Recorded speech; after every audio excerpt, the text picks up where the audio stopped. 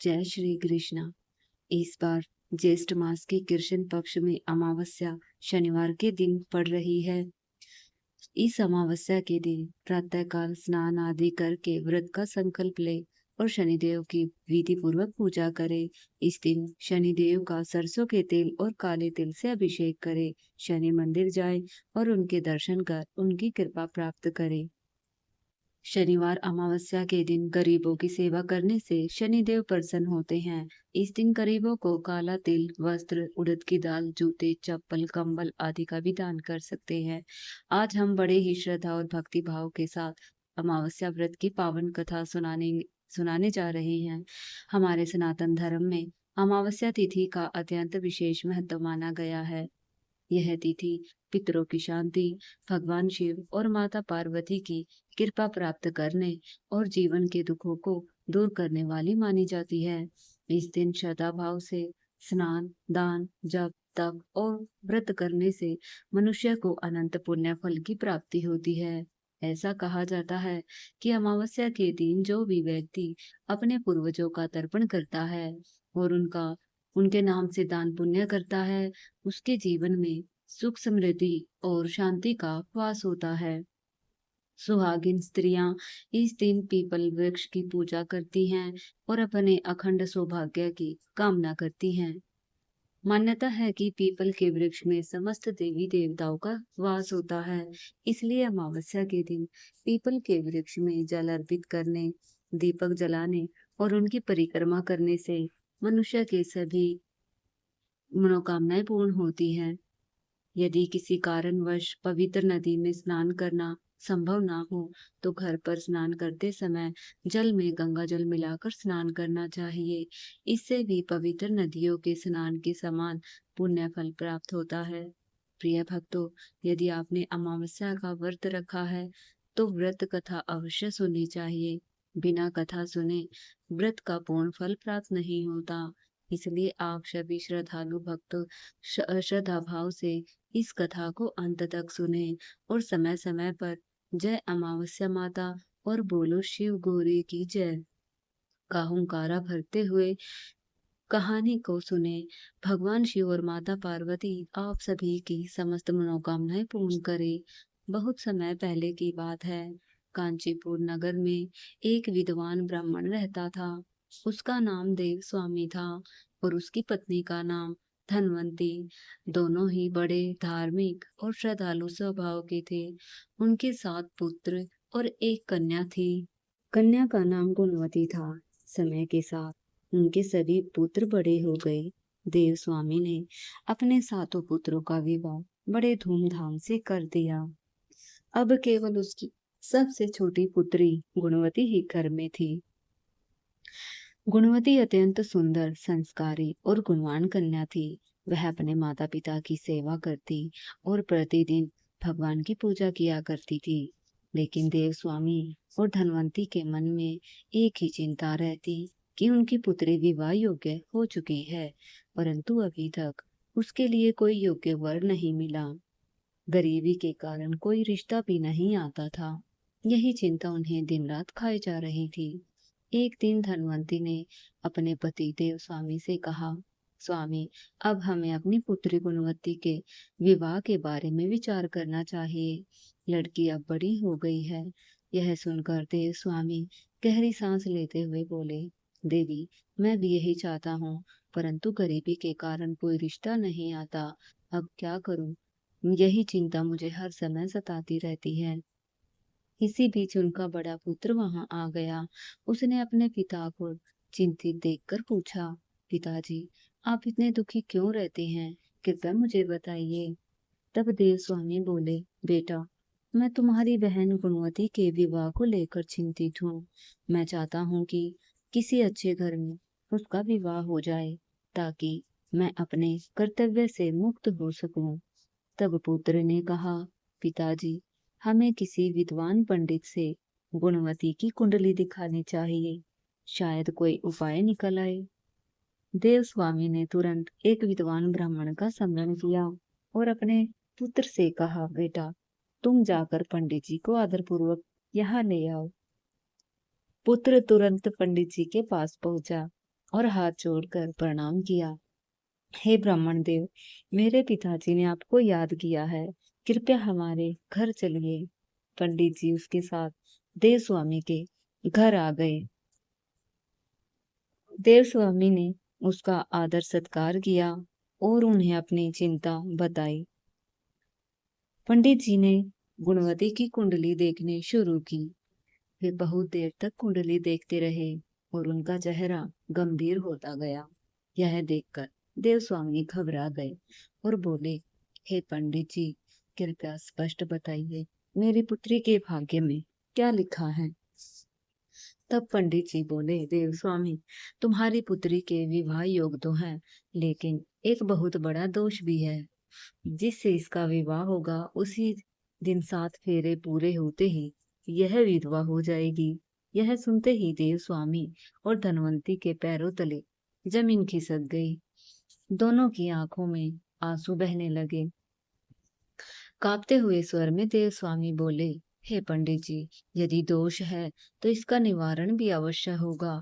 कृपया करके कोई उपाय बताइए। तब पंडित जी ध्यान लगाकर बोले, यहाँ से दूर सिंहल द्वीप में सोमा नाम की एक धोबिन रहती है। वह अमावस्या का व्रत अत्यंत श्रद्धा से करती है। यदि तुम्हारी पुत्री उनकी सेवा करके उसे प्रसन्न कर ले तो उसके पुण्य प्राप्त प्रताप से यह दोष समाप्त हो जाएगा। इसके बाद पंडित जी ने बताया कि सोमा धोबिन की बहुएं आपस में लड़ती झगड़ती रहती है और घर का काम नहीं करती। यदि गुणवती प्रातःकाल उठकर चुपचाप उसके घर का काम करने चली जाए और सोमा अवश्य प्रसन्न होगी। यह सुनकर देव स्वामी ने अपने छोटे पुत्र को आदेश दिया कि वह अपनी बहन गुणवती को लेकर सिंहल द्वीप पर जाए। अगले ही दिन दोनों भाई बहन यात्रा पर निकल पड़े। वे जंगलों, पहाड़ों और कठिन रास्तों को पार करते हुए आगे बढ़ते रहे। कई दिनों बाद वे समुद्र तट पर पहुंचे। विशाल सागर को देखकर दोनों चिंतित हो गए कि अब इसे पार कैसे किया जाए। वहां एक बड़े वृक्ष के नीचे बैठकर दोनों भगवान से प्रार्थना करने लगे। उसी वृक्ष पर गिद्ध का परिवार रहता था। गिद्ध के बच्चों ने भाई बहन की सारी बातें सुन ली। शाम को जब उनकी माँ भोजन लेकर आई तो बच्चों ने कहा, माँ, नीचे दो भाई बहन बहुत भूखे प्यासे बैठे हैं। वे समुद्र पार करना चाहते हैं। जब तक वे भोजन नहीं करेंगे हम भी भोजन नहीं करेंगे। अपने बच्चों की बात सुनकर गिद्ध माता गर्वित हो गई और वह नीचे आई और बोली, बेटा, पहले तुम भोजन करो, फिर मैं तुम्हें सुबह अपनी पीठ पर बैठाकर समुद्र पार करा दूंगी। दोनों भाई बहनों ने भोजन किया, रात भर वहीं विश्राम किया। सुबह गिद्ध माता उन्हें अपनी पीठ पर बैठाकर सिंहल द्वीप पर पहुंचा दिया। वहां पहुंचकर दोनों सोमा धोबिन के घर के पास रहने लगे। वे प्रतिदिन ब्रह्म मुहूर्त में उठकर उसके घर का सारा काम करती, झाड़ू लगाना, पानी भरना, पशुओं की सेवा करना, आंगन लीपना। कई दिनों तक ऐसा ही चलता रहा।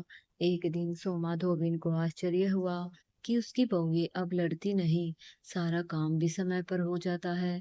उन्होंने बहू से पूछा, बेटियों, आजकल घर का सारा काम कौन करता है। बहू ने कहा, माँ जी, हम तो नहीं करती, हमें लगा आप कर देती होंगी। अब सोमा को उत्सुकता हुई। अगले दिन वह रात भर जागती रही। ब्रह्म मुहूर्त में देखा कि एक सुंदर कन्या और उसका भाई चुपचाप घर का सारा काम कर रहे हैं। सोमा उनके पास गई और बोली, बेटी, तुम कौन हो और मेरे घर का काम क्यों करती हो। तब गुणवती ने हाथ जोड़कर सारी बात बता दी। उसकी विनम्रता और सेवा भाव देखकर सोमा धोबिन का हृदय पिघल गया। उसने कहा, बेटी, मैं तुमसे बहुत प्रसन्न हूँ। उचित समय आने पर मैं अवश्य तुम्हारे घर जाऊंगी और तुम्हारी सहायता करूंगी। कुछ समय बाद गुणवती का विवाह एक अच्छे घर में तय हो गया। घर में खुशियों का माहौल छा गया। मंगल गीत गाए जाने लगे। विवाह का दिन भी आ पहुंचा। बारात बड़ी धूमधाम से आई। विवाह मंडप सजाया गया और फेरे शुरू हुए। जैसे ही 7वां फेरा पूरा होने वाला था, तभी अचानक एक भयंकर काला सर्प वहां पहुंचा। वह दूल्हे को डसने के लिए आगे बढ़ा। तभी सोमा धोबिन ने तुरंत उस सर्प को पकड़कर एक कच्ची हांडी में बंद कर दिया, लेकिन भय के कारण दूल्हे के प्राण निकल गए। यह देखकर गुणवती जोर जोर से विलाप करने लगी। पूरे मंडप में मातम छा गया। तब सोमा धोबी ने उसे धैर्य बंधाते हुए कहा, बेटी घबराओ मत, भगवान शिव और माता पार्वती की कृपा से सब ठीक हो जाएगा। उसने अपनी मांग का सिंदूर निकालकर गुणवती की मांग में लगाया और अपनी उंगली चीर कर रक्त की बूंदें दूल्हे पर छिड़क दी। उसी क्षण दूल्हा जीवित हो उठा। यह चमत्कार देख सभी लोग हर हर महादेव का जयकारा लगाने लगे। फिर दोनों का सातवां फेरा पूरा कराया गया। देव स्वामी हाथ जोड़कर बोले, हे माता, यह सब आपके पुण्य प्रताप से हुआ है। तब सोमा बोली, नहीं ब्राह्मण देव, यह अमावस्या व्रत और शिव गौरी की कृपा का फल है। मैंने अपने व्रत का पुण्य आपकी पुत्री को अर्पित किया है। इसके बाद जब सोमा अपने घर लौट रही थी, तो उसने पीपल के वृक्ष की 108 परिक्रमा की और अमावस्या माता से प्रार्थना की। उसी प्रभाव से उसके मृत पति भी जीवित हो उठे। यह देखकर उनकी बहुओं का हृदय पिघल गया। उन्होंने लड़ाई झगड़ा छोड़ दिया और अमावस्या व्रत करना शुरू कर दिया। पूरे नगर में इस चमत्कार की चर्चा फैल गई। सभी स्त्री पुरुष अमावस्या का व्रत करने लगे और भगवान शिव गौरी की कृपा से सुखी जीवन बिताने लगे। हे अमावस्या माता, जैसे आपने गुणवती और सोमा धोबिन के सुहाग की रक्षा की, वैसे ही सभी भक्तों की रक्षा करना। जो भी श्रद्धा भाव से इस कथा को सुने, सुनाए या हुंकारा भरे, उसकी सभी मनोकामनाएं पूर्ण करना। बोलो अमावस्या माता की जय। बोलो शिव गौरी की जय। अब हम आपको सुनाएंगे अमावस्या और पूर्णिमा की अत्यंत पावन और चमत्कारी कथा। यह कथा हमें सिखाती है कि जो व्यक्ति सच्चे मन से भगवान की भक्ति करता है, दूसरों की सेवा करता है या दया भाव रखता है और किसी का अपमान नहीं करता, तो भगवान स्वयं उनकी सहायता करते हैं। वहीं जो व्यक्ति घमंड, आलस्य और अभिमान में डूबा रहता है, उससे धीरे धीरे सुख समृद्धि दूर हो जाती है। इसलिए आप सभी भक्तजन इस कथा को श्रद्धा और प्रेम भाव से अंत तक अवश्य सुने और समय समय पर हर हर महादेव और जय माता दी का जयकारा लगाते रहे। बहुत समय पहले की बात है। एक विशाल और समृद्ध राज्य में एक प्रतापी राजा और उसकी रानी रहा करते थे। उसके राज्य में धन धान्य की कोई कमी नहीं थी। महल सोने चांदी से सजे रहते थे। चारों ओर सुख समृद्धि का वातावरण था। प्रजा भी अपने राजा से बहुत प्रेम करती थी, क्योंकि राजा न्यायप्रिय था। राजा और रानी के 4 संतानें थी, 2 पुत्र और 2 पुत्रियां। बड़ी पुत्री का नाम पूर्णिमा था और छोटी पुत्री का नाम अमावस्या। दोनों बहनें देखने में अत्यंत सुंदर थी, लेकिन दोनों के स्वभाव में धरती आसमान का अंतर था। पूर्णिमा बचपन से ही धार्मिक प्रवृत्ति की थी।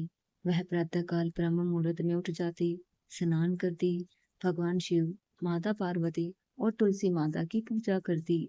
घर का सारा काम भी प्रेम से करती। गायों को चारा खिलाती, पक्षियों को दाना डालती और गरीबों की सहायता करती। उसे कथा कीर्तन सुनना बड़ा प्रिय था। वह हमेशा भगवान के भजन गुनगुनाती रहती थी। दूसरी ओर अमावस्या बिल्कुल विपरीत स्वभाव की थी। उसे ना पूजा पाठ में रुचि थी और ना ही घर के काम में। हर समय श्रृंगार, आराम और घमंड में डूबी रहती। नौकर चाकरों पर रोक जमाती और छोटी छोटी बात पर क्रोधित हो जाती। फिर भी दोनों बहनों में बड़ा प्रेम था। पूर्णिमा अपनी छोटी बहन को हमेशा समझाती, बहन, भगवान की भक्ति किया करो, सेवा और दया करने से जीवन में सुख मिलता है। लेकिन अमावस्या हंसकर कहती, दीदी, यह पूजा पाठ गरीब लोगों के लिए है। धन दौलत हो तो धन दौलत हो तो सब कुछ मिल जाता है। रानी का झुकाव भी अमावस्या की ओर अधिक था। वह सोचती थी कि पूर्णिमा बहुत सीधी सादी है और हमेशा काम करती रहती है, इसलिए वह पूर्णिमा को उतना महत्व नहीं देती थी। धीरे धीरे समय बीतता गया। दोनों राजकुमारों का विवाह धूमधाम से कर दिया। और अब राजा और रानी अपनी दोनों पुत्रियों के विवाह की चिंता करने लगी। एक दिन रानी ने राजा से कहा, महाराज, अब हमारी बेटियां भी विवाह योग्य हो चुकी है। इनके लिए योग्य वर ढूंढना चाहिए। राजा बोले, रानी, मैं भी यही सोच रहा हूँ। तब रानी ने धीरे से कहा, लेकिन ध्यान रहे, पूर्णिमा का विवाह किसी बड़े नगर में मत करना। उसे तो गायों की सेवा करना, पूजा पाठ करना और घर का काम करना पसंद है। बड़े घर में जाकर भी वह यह सब नहीं कर पाएगी। इसका विवाह किसी गरीब लेकिन संस्कारी घर में कर दीजिए। राजा ने रानी की बात मान ली। कुछ समय बाद उन्होंने एक गरीब लेकिन धर्मपरायण परिवार में पूर्णिमा का रिश्ता तय कर दिया। वही अमावस्या का विवाह एक बड़े और धनवान राजा के पुत्र से कर दिया। यह समाचार रानी को मिला तो बहुत प्रसन्न हुई।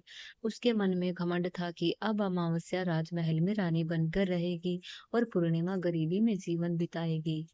समय आने पर दोनों बहनों का विवाह धूमधाम से हुआ। अमावस्या को विदाई में ढेर सारा धन, सोना चांदी, रथ, हाथी और बहुमूल्य वस्त्र दिए गए, लेकिन पूर्णिमा को बहुत साधारण सामान देकर विदा किया गया। पूर्णिमा के भाई और भाभी उससे बहुत प्रेम करते थे, क्योंकि वह हमेशा उनका हाथ बटाती थी। कुछ समय बाद दोनों बहनें अपने अपने ससुराल में रहने लगी। पूर्णिमा का घर गरीब जरूर था, लेकिन वहाँ प्रेम और संस्कार थे। वह सुबह जल्दी उठती, घर का काम करती, गायों की सेवा करती और भगवान शिव की पूजा करती। उसके पति भी बहुत सज्जन थे। धीरे धीरे पूरा गांव उसकी प्रशंसा करने लगा। वहीं अमावस्या महल में ऐश्वर्या के बीच रहने लगी। उसे अपने धन और वैभव पर बहुत घमंड था। एक दिन अमावस्या ने अपने घर बहुत बड़ी शिव चर्चा करवाई। पूरे नगर में निमंत्रण भेजा गया। बड़े बड़े लोग बुलाए गए, लेकिन उसने जानबूझकर अपनी बहन पूर्णिमा को निमंत्रण नहीं भेजा। उस दिन पूर्णिमा अपने घर के बाहर बैठी थी। तभी गांव की कुछ महिलाएं वहां आई और बोली, तुम्हारी बहन के घर शिव चर्चा है, तुम नहीं जा रही? पूर्णिमा ने मुस्कुराकर कहा, नहीं बहन, मुझे बुलाया नहीं गया। बिना बुलाए कैसे जाऊं? तब महिलाओं ने कहा, यह तो भगवान शिव की कथा है, इसमें बुलावे का क्या देखना। चलो हमारे साथ। पूर्णिमा भगवान का नाम लेकर उसके साथ चली गई। जब अमावस्या ने पूर्णिमा को देखा तो उसका चेहरा क्रोध से भर गया। वह बोली, जब मैंने तुम्हें बुलाया ही नहीं तो तुम यहाँ क्यों आई हो? जब आ ही गई हो तो चुपचाप एक कोने में बैठो, कहीं इधर उधर मत घूमना। उसने सबके सामने पूर्णिमा की गरीबी का मजाक उड़ाया। पूर्णिमा की आंखों में आंसू आए। वह मन ही मन शिव से प्रार्थना करने लगी, हे भोलेनाथ, यदि मैंने कभी सच्चे मन से आपकी भक्ति की है तो मुझ पर कृपा कीजिए। मैंने किसी का बुरा नहीं किया, फिर मुझे अपमान क्यों सहना पड़ता है? शिव चर्चा समाप्त हुई। सभी लोगों को प्रसाद दिया गया, लेकिन अमावस्या ने जानबूझकर पूर्णिमा को प्रसाद नहीं दिया। पूर्णिमा चुपचाप वापस लौट आई। रास्ते में सोचती रही, घर पर बच्चे प्रसाद मांगेंगे तो मैं क्या दूंगी। तभी उसके मन में विचार आया कि क्यों न मायके जाकर अपने भाई भाभीयों से मिलाऊं। वह अपने पति और बच्चों को बताकर मायके चली गई। चलते चलते रास्ते में तुलसी माता का चबूतरा दिखाई दिया। वहां एक बूढ़ी माई बैठी थी। उन्होंने कहा, बेटी तुम कौन हो? पूर्णिमा ने हाथ जोड़कर कहा, "बु- अपना परिचय दिया। बूढ़ी माई बोली, बेटी, मेरा तुलसी का पौधा सूख रहा है, क्या तुम इसमें जल डाल दोगी और चबूतरा साफ कर दोगी? पूर्णिमा ने अपनी साड़ी संभाली और प्रेम से चबूतरा धोया, तुलसी माता को जल अर्पित किया और फिर बूढ़ी माई को स्नान कराया और उनके चरण दबाए। बूढ़ी माई प्रसन्न हुई और बोली कि लौटते समय मुझसे मिलकर जाना। पूर्णिमा ने कहा, ठीक है माँ जी।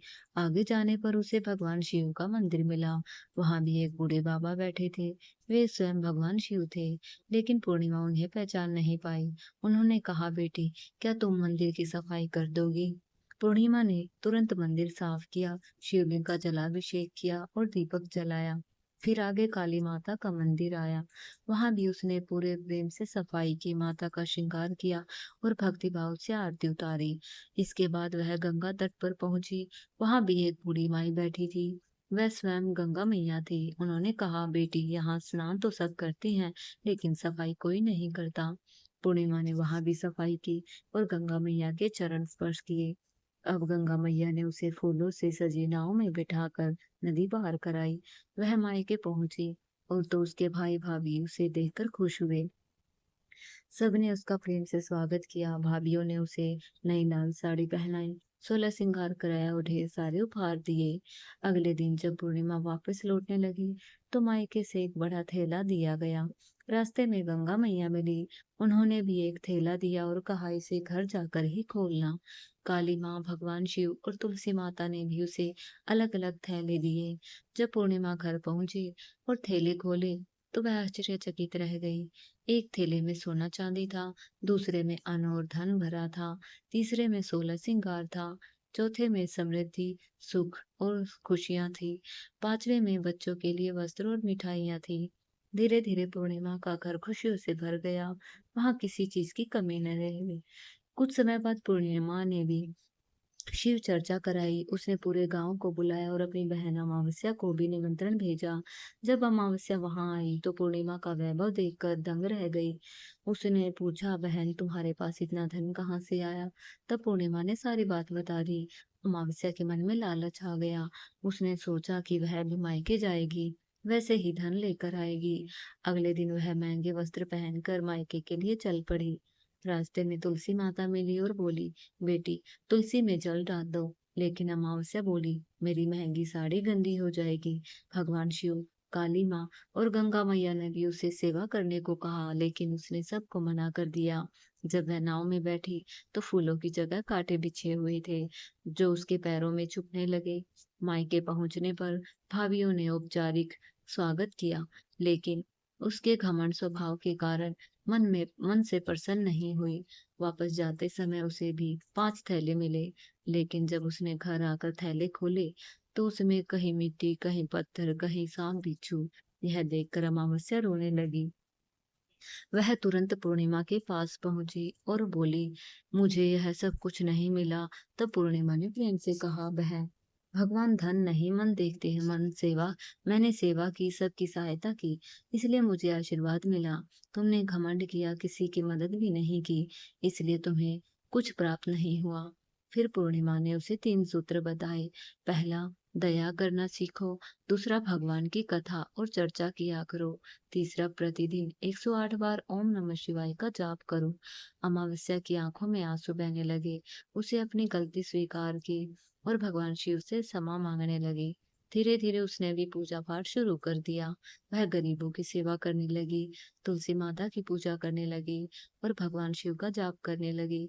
कुछ समय बाद भगवान शिव की कृपा से उसके जीवन के दुख भी दूर हो गए। हे भोलेनाथ, जैसे आपने पूर्णिमा पर कृपा की, वैसे ही सभी भक्तों पर अपनी कृपा रखना। जो भक्त श्रद्धा और प्रेम भाव से इस कथा को सुने या सुनाए, उसके जीवन में सुख, शांति और समृद्धि का वास हो। बोलिए शंकर भगवान की जय, माता पार्वती की जय, गंगा मैया की जय। हर हर महादेव।